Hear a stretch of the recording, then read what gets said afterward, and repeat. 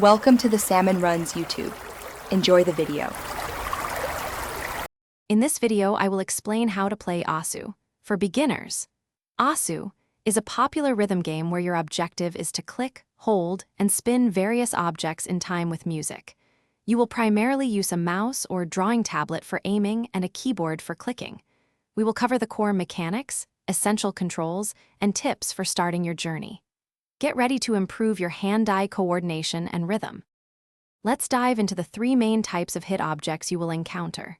First, hit circles demand a precise single click as the outer ring shrinks to meet the circle.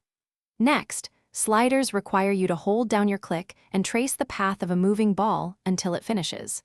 Finally, spinners challenge you to rapidly rotate your cursor around the center to fill a gauge before time runs out. Mastering these will be key to your success. Understanding your controls is fundamental for playing Asu effectively.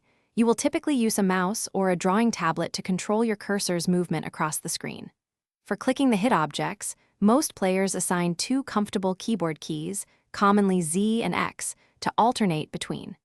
Experiment with your mouse sensitivity or tablet area to find a setting that allows for precise and comfortable aiming. A good setup makes a huge difference. To truly improve, begin by playing maps labeled easy or normal to grasp the fundamental timing and patterns.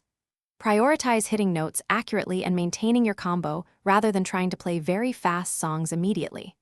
Watching replays from experienced players can offer valuable insights into efficient aiming and clicking strategies.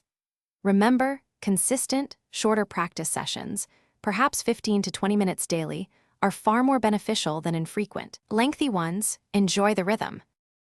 Thanks for watching. Consider subscribing if we helped you.